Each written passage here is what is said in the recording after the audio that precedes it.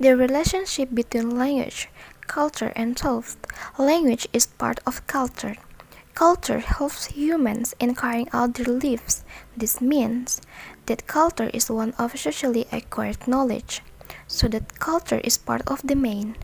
The relationship between language, culture, and thought is reflected in linguistic relativity and the Sapir-Whorf hypothesis relativity. Linguistics suggests that people have the ability to speak different because they have different ways of thinking. That way of thinking this difference is caused by language that offers a way of expressing or meaning the world around them in different ways. The Sapir-Whorf hypothesis theoretically derived from the basic principles of linguistic relativity. The Sapir-Whorf hypothesis makes a statement that the structure of language that a person usually uses influence the way people think and behave. Cultural differences and the way of human thought come from language differences, or without language, humans cannot have any way of thinking at all. So, the relationship between language, thought, and culture is deeply rooted. Language can be interpreted as a symbol of the human vocal system that used as a tool for thinking, forming our mind, and to understand the mind of the other person.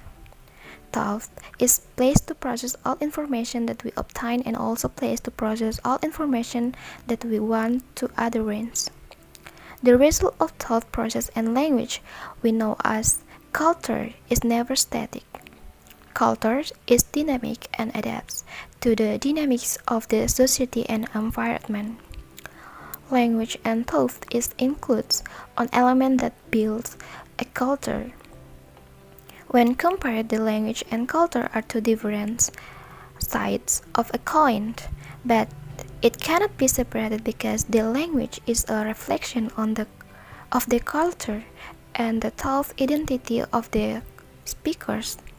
So, to create a good culture in a society was able to think well in extracting a speech language. The culture of each nation is always different in all the time as long as the language is also indifferent. When a person is not a good mastery of the language, the people's mind will not qualify either. If the quality of a person's mind is not good, the people will not be optimal to thinking and creativity in create the culture. In other words, when the language of a community is not controlled properly, the culture of society does not be born properly. Culture will be optimal to progress and develop it when thinking process of society is organized. Thinking process of society and can organize it if the language acquisition in society is also qualified. Well, we can understand everything in our mind if they are manifested in language. The result of that we know as culture. So, the language, mind, and culture are the three things that affect each other, and the relationship is deeply rooted.